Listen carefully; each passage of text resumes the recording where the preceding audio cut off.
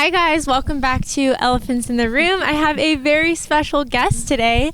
I've talked a lot about her in previous podcasts, but this is my sister Vayla. Say hi, Vayla. Hi everyone. So I know like recently, guys, I've been like posting a lot more about being crunchy, and it's funny because I've been crunchy for a long time, but actually Vayla was the one who got me into it. So she's the reason. So I've been on a journey ever since like 10th grade when I lived with you, when I got removed out of mom's care, and I came and lived with you and your husband, Chad. He's the best ever. We love him. We do. But Vayla was actually the one who got me on my crunchy journey. So I'm really excited to talk to her today. She is a business owner. She owns a tallow company called Belle Balm. I've been using it and I swear by it. I have talked about it a million times before. Oh, and we've got some amazing background noise in the frame. We're at some random park, but she's a business owner. She's a mother, and she is like also exudes such this like mother energy. Like she takes care of everyone around her, and she's been through a lot. She's had a really, really interesting life. So we're going to talk about all of it today. You're crunchy. You have had home births before.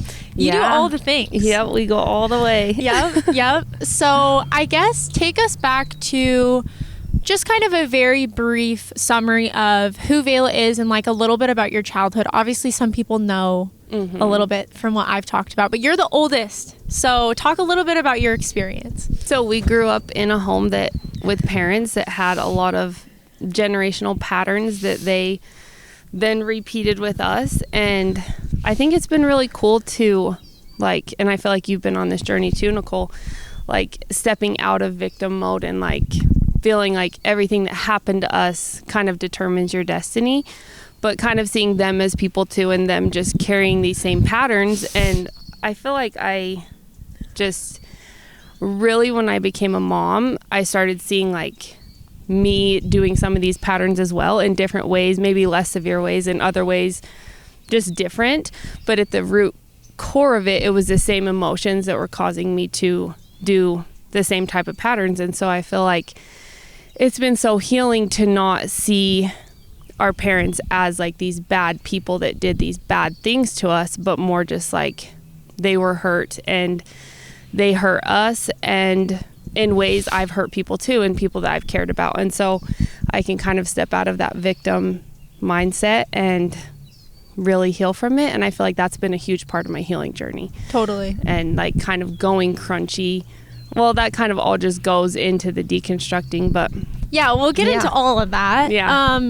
I totally agree with you. I think like we're products of our environment, and like I know for us, we've talked about it before, like mom and dad, like they also came from really traumatic upbringings as well. Yeah. And honestly repeated a lot of the patterns that their parents repeated or coped with it by addiction. Yeah. So I feel like that is really huge. But yeah, I want to talk a lot about that because I think I've talked about this before, but I think kids always go like one way or the other when we're like trying to cope with the trauma. And they always say like you either become like your parents or you become like the furthest from them. And I'm definitely like someone who follows the rules and does all the things. But guys, when I tell you Vayla is like me times 10, she was like the scholar, straight A's, like on the soccer team, so organized. You went to college, you got a degree, you were a dental hygienist, like you followed the book. And you were also previously LDS Mormon, which we'll talk a little bit about that. You've deconstructed from, but your husband went on a mission. Like you did the thing. You did the got thing. Married in the temple. Yeah, you did the thing. Yeah, for sure. I think that like came from a childhood of, I just remember feeling like back then I felt like our parents were so wrong in so many things, and so the church and doing things right in the way of society felt like the right way. Right. And so it was like, well, if I don't want to end up like this, like poor, on welfare, like struggling with addiction, then this is the path I have to take. I have to be straight A. I have to be perfectly Mormon. I never break a rule. And so, and I think in parts that really helped me survive that situation. Totally. And so I look back on it not in like a bad way or like a regretful way that I was so to the book, but that's been part of my deconstructing, is like stepping away from those different like rigidity.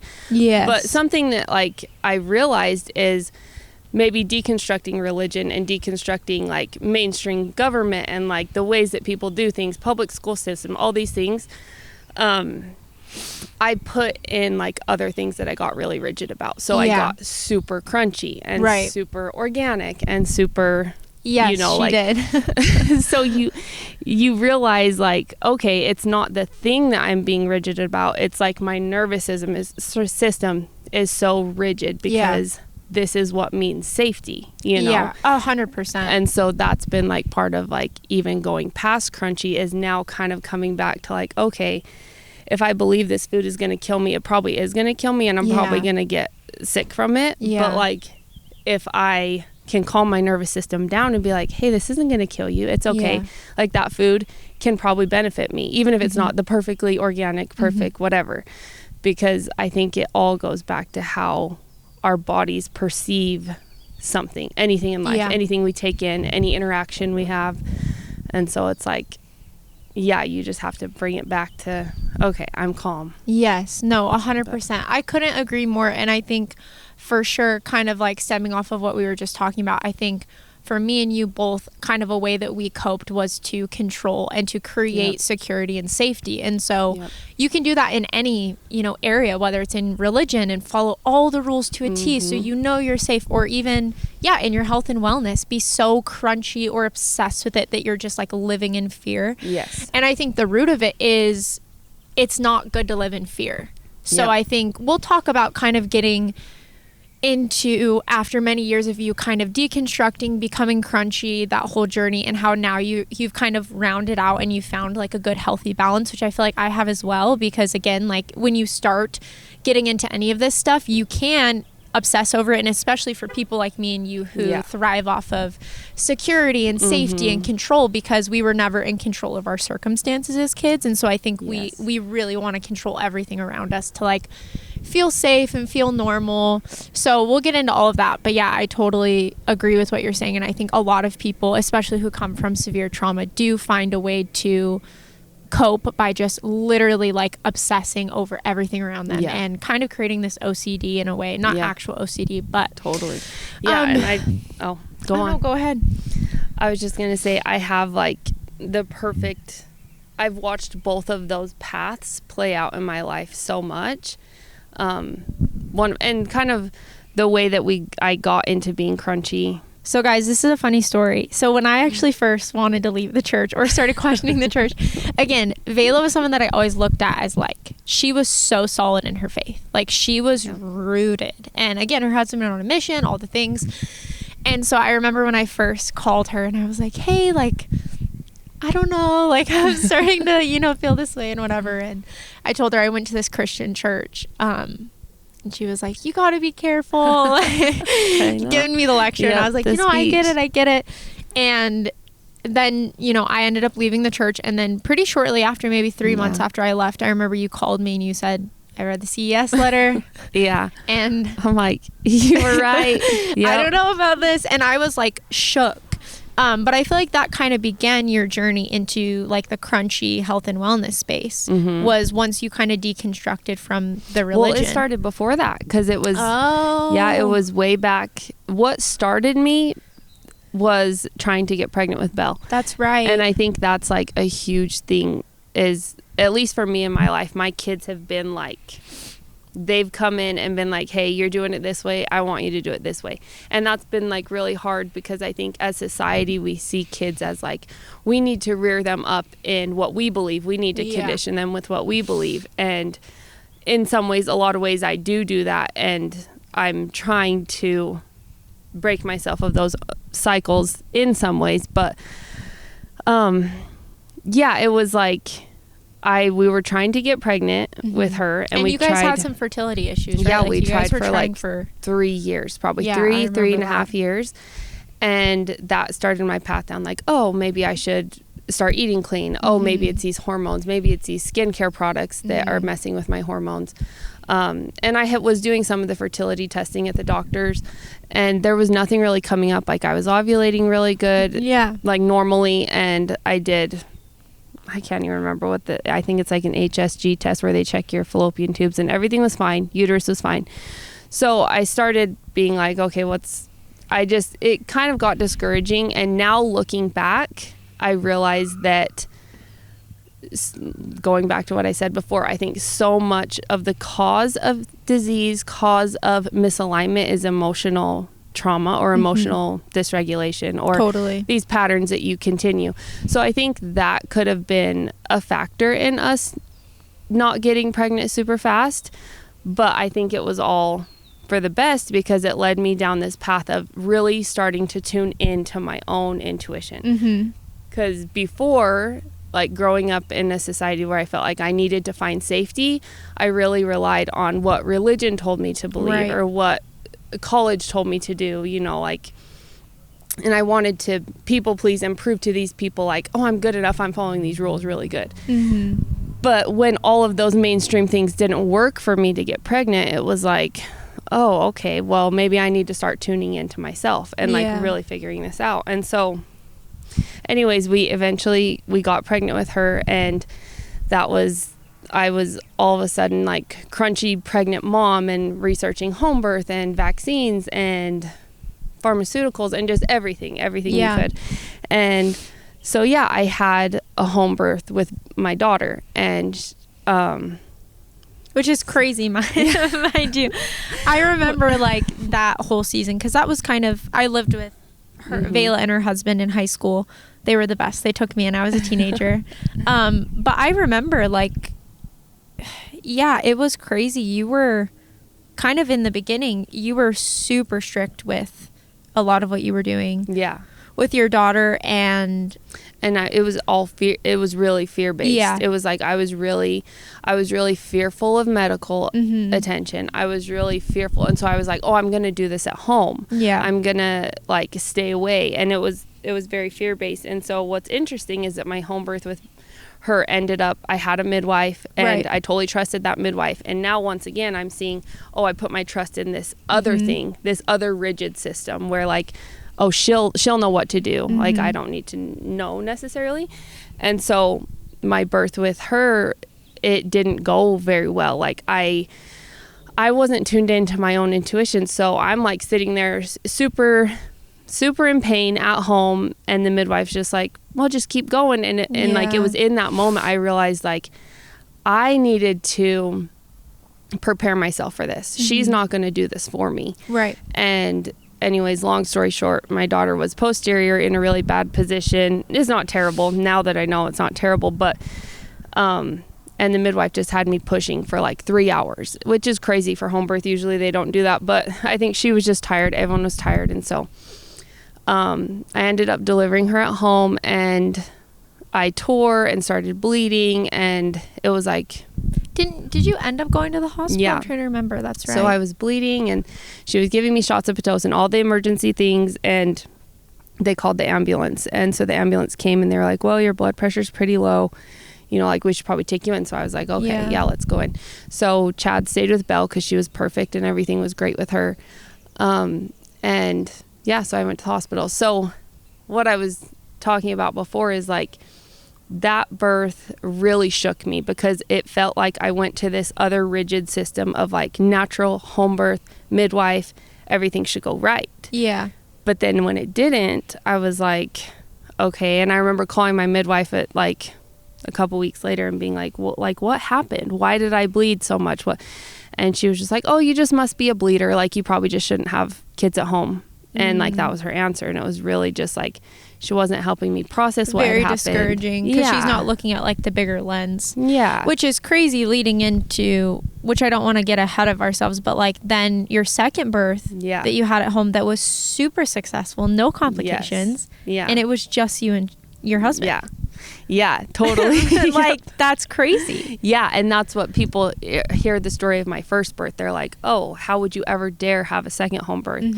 But that's kind of the path that I went down. So it took me quite a few months to probably years to heal from the feeling of just feeling like a failure with my birth with my daughter and just not knowing why it happened. Yeah. And so then when we started trying again for our next child, I I really just wanted things to be differently. And at that point, I had been deconstructing a lot more, and I had been learning. I had really been stepping into, okay, I'm done with trusting any man outside of me. I'm done with trusting any woman outside of me. Like, I know that I have the tools, and I can pull from the tools, like with my intuition, like what I need to do and what I need to do right. Yeah. And so I started looking into, people call it free birth, but I mean, essentially it's just birth. Like, you're just birthing at home by yourself or wherever you want to do, out in your yard, in a field, whatever. And which is just absolutely crazy. By the way, guys, I've seen the video, and she'll like let me show people. Like, I've shown my boyfriend and some of my friends and stuff, and they're like, oh my gosh, she is so, like, what a woman. Like, it's just crazy. Like, you literally like raw dog the bird. Yeah, like, you raw dog it. But it's beautiful, because I think it also goes to show, like, it's a testament to your relationship with yourself and with listening to your own voice and your own body and being in tune with yourself versus with your first birth being dysregulated, even in like a regulated space of like the natural world of, you know, crunchy and holistic, which is all great. But again, like when we're living in it in such a place of fear, and like you said, giving all of ourselves to it, being like, okay, then I just trust this system and this is what I'm going to do, without like actually listening to our own body, then it's like, then it's just the same thing, but different. The same thing, but different situation. And that's exactly what happened. Is with my first birth, I was so scared of medical stuff that I literally subconsciously created a reality where I had to go to the hospital. Yeah. And so that's where with my second birth, I opened myself up to every single possibility. I was like, I'm actually really not scared of doctors. I'm actually really not scared to give birth in the hospital. And like, just like sitting with myself and like telling myself that, like, it calms myself down. It's like, oh, if you need to go to the hospital again, it's okay. There's really great doctors there that will take care of you. And so I think this is kind of like the way that I do motherhood now, is I try to come at every situation from a place of peace and calm, because I knew, and I had heard so many stories from moms that had free birth, that it's like, they're not doing it because they don't want medical attention. They're doing it because they want to be the authority on what happens. And there's something really cool that happens when you're pregnant. It's like your logical brain almost takes a backseat to your intuitive brain. And it's just like an animal. Like, they don't have to read a bunch of books to know how to give birth. It's instinct. They literally just start giving birth, you know? And I realized that so I think that's the thing with when we're pregnant as moms, we really have a heightened sense of safety for our baby, safety for ourselves. Totally. And we know how the baby wants to come into the world. We know we're so in tune with these things. But when we give our authority to, whether it's a home birth midwife, whether it's an OB, it doesn't matter, then they're coming at it from a very logical, okay, this is like what needs to happen. You're 40 weeks exactly, you need to have the baby. But or just any number of things that they'll throw at you that are very logic. And so then as a mom, when you're very in your intuition, it can feel very threatening, because you're like, oh, they know better than me. Maybe I'm not right. Maybe and so you can start questioning your intuition. And so that was my biggest thing, is like, I want to be so in tune that like, I know if I need to go to the hospital, I'll go. Yeah. Like, I'll know. Yeah. And like, I fully believed that. And that's like the biggest thing, is that like my whole pregnancy, I just knew, okay, if something's wrong, I will know. And like, I won't be scared to go in. I won't be scared to ask for help. I won't be scared to find a doctor and ask for help. And so I think when you come at it from a place of like that safety, and like that you trust yourself to make any decision, even if it's not your end goal that you want. I wanted to birth at home, but I was truly okay with if I needed to go into the hospital. Then it almost like releases you from that like tension of like my first birth, where it's like, I don't want to go to the hospital. I don't want to do so much resistance. Yes. And then it's like, that happens. I go to the hospital. And so, with my son, it was the most beautiful, amazing thing. It was like, he actually came 3 weeks early, which was crazy, because another thing where it's like, oh, he's kind of early. Like, is this dangerous? But it's like, I just like calmed down and I tuned in when I like had a feeling. I woke up that morning. I'm like, I'm going to have him today. And it was always peace. It was always. And so like, I think when you're starting from that place of peace, then if your intuition or God wants to tell you something's wrong, then you're ready to receive it. Right. Instead of like, if you're starting at that place of fear, it's like everything's bad and like, oh crap, you know? And so, yeah, it was just the most peaceful, fast. I just labored at home and obviously had him at home too. My husband was with my daughter and he was kind of in shock that it was happening. He didn't really believe me it was happening. And I honestly was just like, yeah, it might happen. I'm like, yeah, I might be in labor. These might just be contractions. I could have contractions for another couple weeks.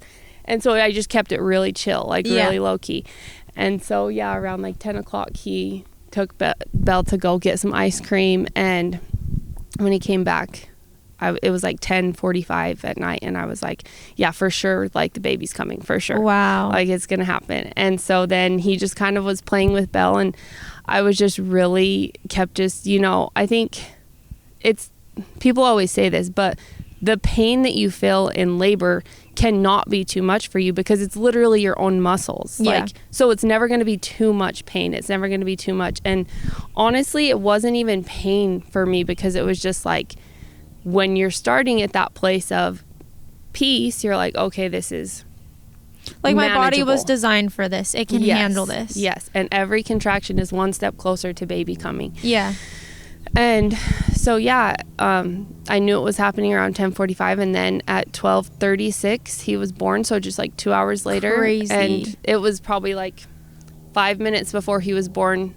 I like knocked on my husband came in the room and I was like, the baby's coming, Chad. Like the baby's coming. And he didn't believe me. He still didn't believe me. He's like, okay. That's crazy. Because before I had pushed for 3 hours with my daughter. And so I got in the shower and, you know, my water broke the contraction before he came. And I went back in the room and I was like, hey, baby's coming, Chad. And so he like gets behind me and looks and he's like, baby's not coming. And then 5 seconds later, Odie pops out and it was just, and that's another thing that's so amazing about not only free birth, but you can do this in a home birth, you can do this in a hospital birth. Like it's called the fetal ejection reflex. And it's where like no one needs to tell your body to push. Like that's not a thing. There's not a like, yes, when you have an epidural, doctors are like, oh, you're at a 10, you need to push.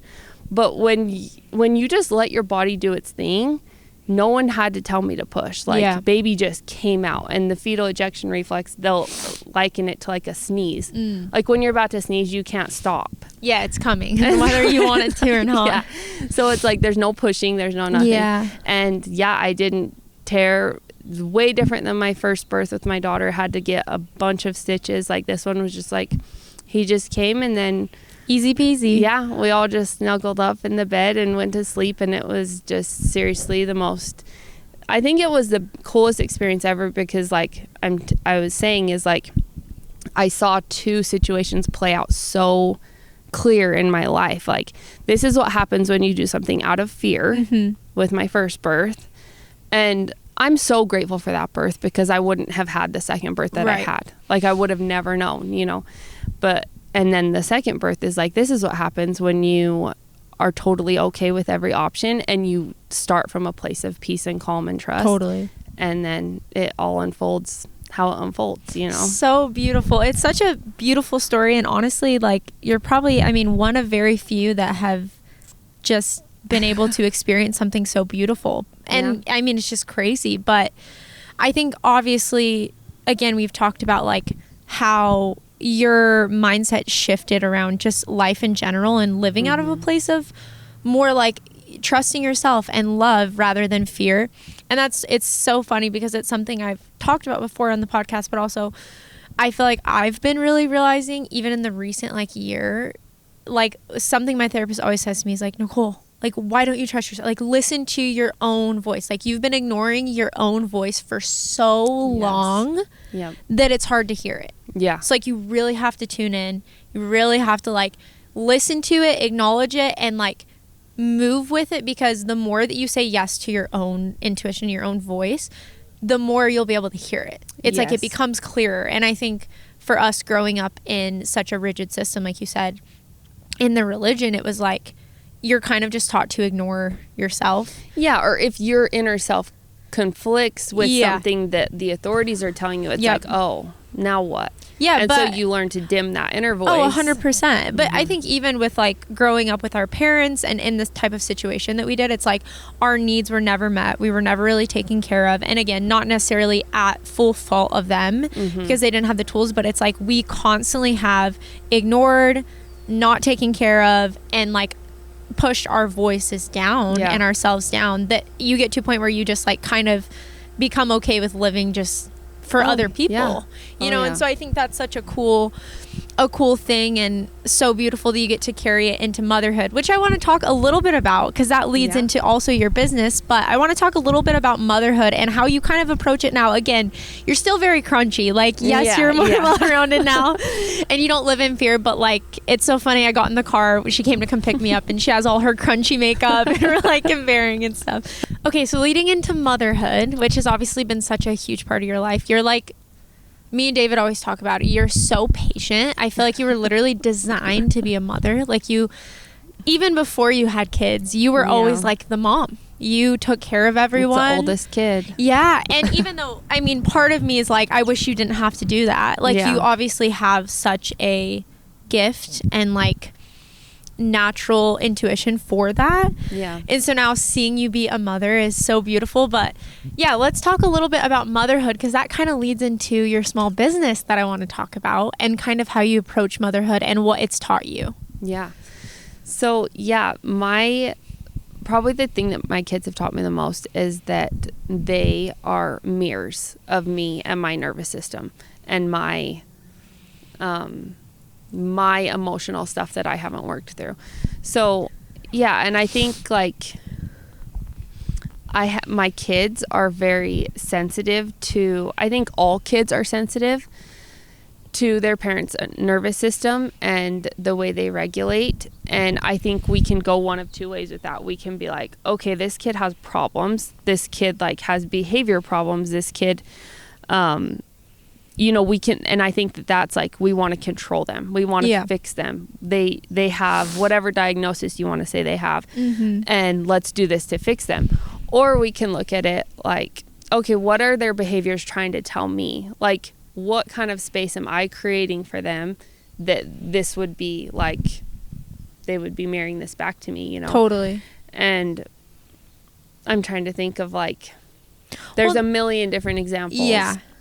But I was just going to say, I totally agree with that. And I think that's part of kind of deconstructing. When you deconstruct from faith, which was the beginning for us, then we kind of deconstruct from like the system and the food industry and health and wellness, like all of that. All of it is a lot of you going, wait, I've just believed everything that I'm told is what I'm told actually, like what's best for me, And so it's really just questioning the way that the system and society expects us and tells us to live. And so I think kind of what you're saying with kids, it's so funny and totally not a fair comparison. But I think about this all the time with dogs. Like we're kind of just told when you get a dog, they behave you, they need to behave, be respectful, do this. And a lot of like traditional ways of training a dog, not that I'm anti-training dogs, like we've trained Coco in a lot of ways, but there are some things I'm just like, no, she has feelings too. Why am I, it's her innate behavior to do these things. So why am I going to try to reprogram what she like naturally wants to do? It's like she's a dog. Like we try to train people or train dogs to not be dogs. It's like it's a dog. So I kind of feel like that too, like with kind of what you're saying with kids, it's like it's kind of like, okay, this is how you're supposed to live your life. This is how a kid's supposed to be. This is how a kid's supposed to operate. And if a kid doesn't, then it's like, oh, they have this, put them on this medication. Oh, they have this, do this. And it's like, what if we kind of change the lens? Like you're saying, like, okay, what if it's not wrong or bad and maybe it's just... What if their body's just trying to tell us something? And I look at that so much with like, even like sickness and disease or whatever. It's like, now I see it as like, I always try to frame everything that our body is working for us. Like it's not against us. And even when we have symptoms, it's usually a sign that the body's adjusting, either or adjusting or healing, or it's always opposite. Well, not always, but it's usually opposite of these systems that want to create fear around a symptom, fear around a problem, fear around a behavior that a child does.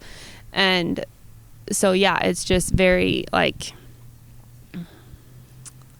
Well, we're also told to like suppress too. So it's like if you have a symptom, it's like, okay, either put a Band-Aid on it, suppress it, take this to like calm this behavior, or take this to get rid of this skin thing or what. Like it's never about getting down to, like you said, like there's a reason that maybe our body is trying to process something or do something, and instead of looking deeper, we love to just like, okay, just like, no, like it's a no, let's get rid of it, let's suppress it, you know. And usually it'll just pop back up later. 100%. And it just keeps coming, you know. I feel like there's so many things that just need to run their course, and I think it's the same way with, I think that's like a really cool parallel with like emotions, is it's like, because we want to suppress symptoms, we also want to suppress emotions. And it's like sometimes our emotions just need to run their course. We need to like feel that anger, we need to feel that grief in a safe way. And then I think it's so important to like replace it with what you would want to feel, because I think like a lot of times these triggers that especially my kids like have helped us go through these like life transformations, it's been like they'll be mirroring back like what we're dealing with. So like for the last couple years, I've felt so stuck and trapped, and like those like deep like emotions of being stuck, or like, what's the word, not vulnerable, it's like essentially not in control of your surroundings, which is so scary to me because I want control. Like control means safety. And so feeling so trapped and stuck, it's like my kids will mirror that back in their behaviors. Like they'll seem very trapped. They'll seem very stuck. And so instead of me being like, well, what's wrong with them? I can like look at myself and be like, how, like, what energy am I giving off to them? Like, this world makes you feel trapped. Our situation makes you feel trapped. And so then they mirror that back to me physically. And so I can see it. So I think it's so beneficial in motherhood to like see. And I'm not saying that every single emotion, every single behavior or thing that happens is a mirror of you. Sometimes they're mirroring back people around them. Sometimes like it's like a collective wound that maybe they're, you know, trying to help everyone work through. But I think the main part of it is just not seeing it as like, when you realize you have anger in you, when you realize you have grief, when you realize you have whatever it is, it's not bad. It was good. Like it's like a righteous anger that your body's trying to tell you something. And I totally agree with you, not to cut you off, but like I think what you're saying is crazy, because I always say like autoimmune diseases oftentimes, and a lot of the times in women, are rooted in unprocessed grief and trauma. Because it's so much suppressing of emotions. And it's like you said, when you actually just like let yourself feel the emotion, then I love what you said, like be able to replace it and or fill it with something good. It's like, or create a safe space for it. It's like it totally changes how your nervous system is, how regulated you are. And like you said, I think with your kids, I love what you're saying, like the mirroring back, because I also think co-regulation is huge. Like we regulate each other. Like when you are really amped up, like the people around you, you're gonna feed that, especially your children, you know. So that makes so much sense. For sure. There's like, I've been thinking a lot about like, because, okay, so I guess we can go back to me starting this business. Yes. And, okay, perfect. So it was, well, first off, it's, I made this balm like 7 years ago now. My daughter had climbed into a sink and turned on really hot water and burned her leg. And I was working with an herbalist at the time, taking classes, and they were like, oh, these herbs are really good for skin healing, skin regeneration. So I made my first balm and I put it on her, and it seriously just helped and like supported her skin, because I believe your skin is going to heal no matter what, right? But I think we can use products and tools that support the skin while they heal and that don't hurt it. And so it just supported her so well in healing, and she healed so fast. And so then we started, I think it was pretty quickly there that you were like, I want some, and we started using it on our face, using it on our body. But we had to kind of tweak the oils, because back then it was like I was using coconut oil, olive oil, and so then we were like, I found the oils that were best for that wouldn't clog pores, that were great for your skin. And now it's evolved into this tallow balm company that's just awesome. And so, but yeah, that was like, I really wanted to start this company because once again, we kind of wanted to do things differently than society. But yeah, just because of our family situation, we really wanted to have a business that we could be together more, that we could have Chad home more. And so we started, originally I started selling the balm just because friends started liking it and friends started using it and the family started using it. Yeah, we had to convince you. We were getting a secret supply for years before she ever started like fully selling it and making it a legit company. And I remember people all the time would be like, your skin is so great, like what do you use, and I'm like, oh, my sister's like tallow balm, like it's organic, it's really good ingredients. And so we would like kind of give it to some of our friends and it would start to kind of create this traction where people wanted it because they would try it. And that's one thing I'll say about Belle Balm is like I've not had one person try it and not want a second jar. Like it is the best. It is really good. If you get a cut, you put it on the cut. Like I remember one time David got a really bad cut on his finger. I'm like, slather some Belle Balm on there. He woke up. It's like healed. Yeah, it's like multi-use. It's not just a moisturizer. Yes. That's what's so nice about it is that it was originally made to like support in healing. Yep. But then we formulated it to where it's really good for your face too. And so then it's the best of both worlds. Can you talk a little bit about the ingredients? Because I feel like that's one thing that stands out to me about Belle Balm is that you guys don't use essential oils, which I think is huge, especially for sensitive skin. Yeah. So what herbs go into the balm? Talk a little bit about that. Yeah. So we have. Yeah. Show them. Pull it out. Yeah. So here's the Belle Balm. How cute. And if it's okay, that's your daughter's name. Yeah. So that's why you named it Belle Balm. Named after her. Belle. Yep. So yeah, there's a bison tallow one and then jojoba and shea butter. And jojoba and shea butter was the original. But then when we started trying tallow, I mean, I think tallow's a little bit, I like it better, but I love them both still. Yeah. So yeah, the reason why tallow works so well is because it just matches your own skin sebum so well, and it keeps it really soft and moistened. So people think it's gonna clog their pores or cause acne, but it actually does the opposite because it's just so moisturizing that it keeps your oil flowing so that you don't have that congestion in your skin.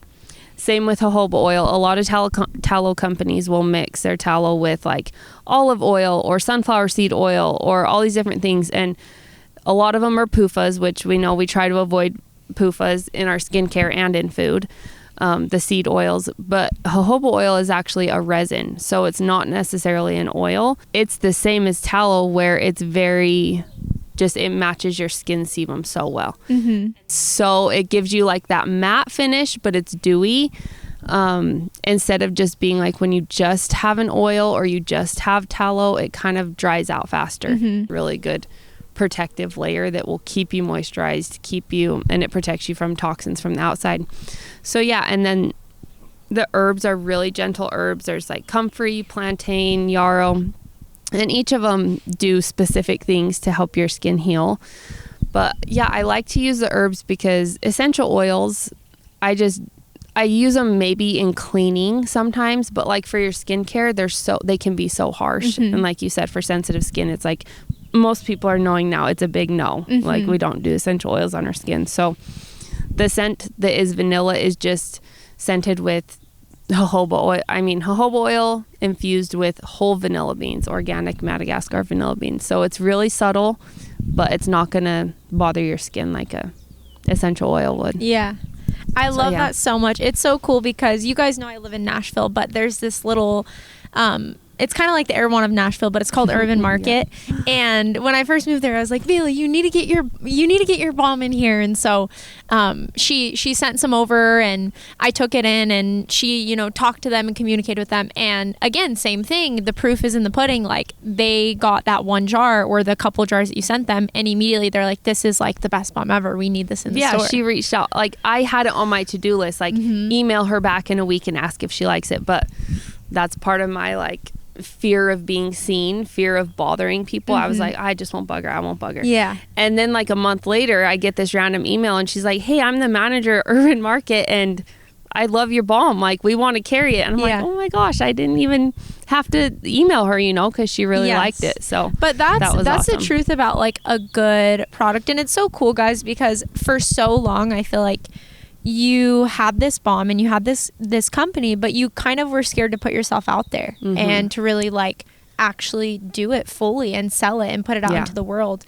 And now that you are, it's so special. But I just feel like for years, all of us, all of our friends, all of our family were like, Vayla, you need to start selling this balm. Like, you need to start putting it out. But it truly is, like you said, I love what you said. It's so supportive to healing for your skin. And it really is as natural and clean as it comes. And also, there's just going to be such a difference in someone who actually has a mission and a purpose behind why they're doing it. It's like, this balm was created for your daughter. Yeah. In the comfort of your own home for a purpose and for a reason and to support healing. And so it's not just something that you're making to make money or just put on a shelf. It's like you're putting it on your own skin. It's 100% organic, which I love. That is huge. Yeah. And so that's what I love so much about it, is it's like there's so much care and love that goes into these balms. And again, like, I've been using it for, gosh, what, like 8 years now? Yeah, I know. How long ago was it that you first made it? I made it in 2018. So how many years is that? 6 plus 2. 8 years. 8 years. Yeah. Yeah, because Belle was like 1, I think, when you made it.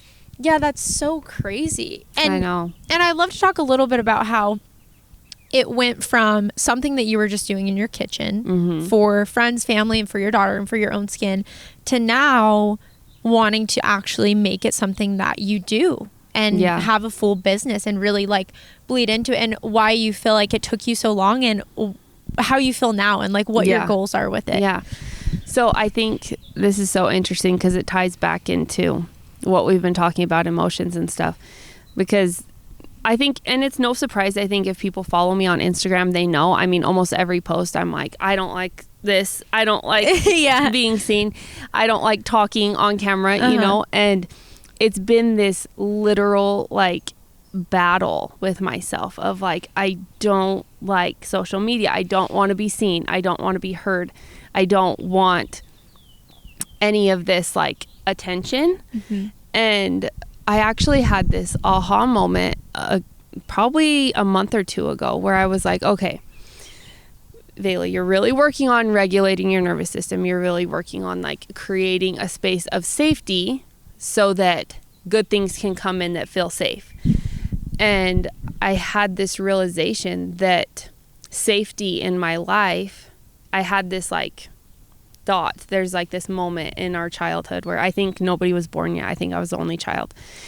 So I was under 5 and mom and dad were fighting, and I was hiding behind the couch, like in the corner, and watching them fight. And this always comes up for me. Like if I ever try to do therapy, if I ever try to do EDM, like forever ago, like 15 years ago, it always comes up. It's like one of those childhood memories. It's just like, you remember it. And I was so terrified. And I remember in that moment, I was like plugging my ears and I was being quiet, and I didn't want to come out and say anything to dad to try to get him to stop hurting mom, because it was just like, you know, you're protecting yourself. And so in that moment, it clicked for me that safety, like the last couple years, I've been telling my body, like, you're safe, Vayla, you're safe.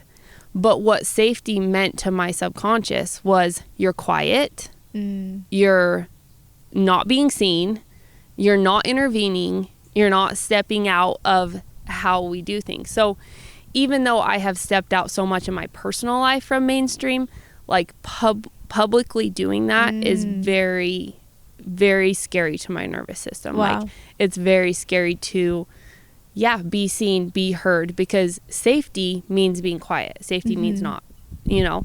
So something I did that actually was very healing for me was that I went back in that memory, just like relaxing, went back in it. And because I really don't think when it comes to emotions, when it comes to like trauma, I don't really even think time is real, because that could happen to me 30 years ago, but You're like it's still affecting me right now. 100%.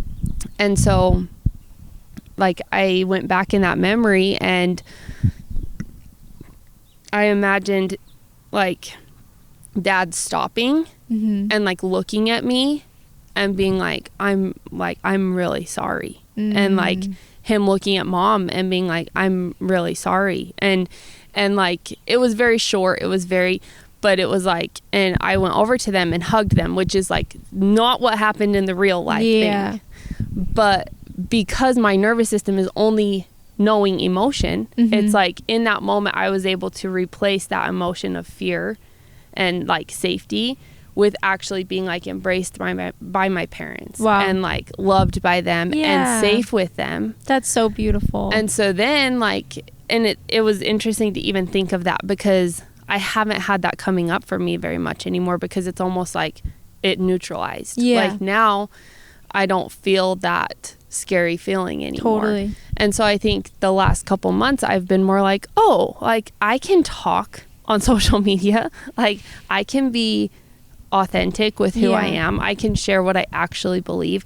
I can do all these things publicly, because now like safety, I'm kind of getting safety to be more what safety actually really is. Like instead of being authentically quiet. Yourself, yes, you know, being authentically yourself, sharing and not being scared, or even if you are scared, like calming yourself down and like going back to those moments and being like, okay, you're safe. You know, actually safe, not like what you thought was safe before. That's so sweet. I love that so much. That's like so special. It's funny because that's something I actually did with my first therapist who I loved. But she used to have me write down like my big trauma timeline of like, it was like 18 pages. And she slowly had me go through each memory, sit in it, and then do something, whether it was like read a Bible verse or spend time with David or whatever, pray, or even like do like some sort of self-soothing activity, and then revisit the memory and rank my like anxiety. And so she talked about like the importance of replacing that negative, you know, stored emotion with something positive, because then it's not so stored up within you. So I thought that was so cool that you said that. But I think that's so special too for Belle Balm in your business. And I feel like too, also part of your purpose and kind of your heart in it is not just that you've created this amazing product that is really healing and like in its purest form and something that you really use in your day-to-day life, but it's also something that you're trying to create more freedom in your family life. Yes. So can we talk a little bit about that? Yeah, for sure. So so we started it, I remember we were on the phone with you like a couple weeks after my son was born. So this was like almost 3 years ago. And you were like, Vayla, you gotta sell the balm. You gotta like wasted potential. Come on. Because I mean, at that time I had just little labels that said, if you need more, text Vayla, and had my phone number. No website, no nothing. And I was like, okay, you know, we got to do this. And you're like, you just got to do it. And so we, you know, got the website and like fully did like a real launch of it. But then it's been really slow, because it's like I've still had that fear of putting yourself out there. Fear.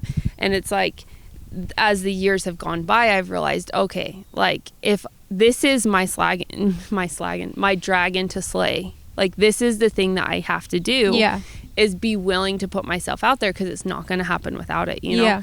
And it was getting to the point, you know, I homeschool my kids, and just with that, like you want dad around more. I mean, my husband is like you know, he's the best. He can do anything. He can build anything. He can make anything. He's like Bob the Builder in real life. And it's like, I want my kids learning from him. Like, I don't want him stuck at a desk.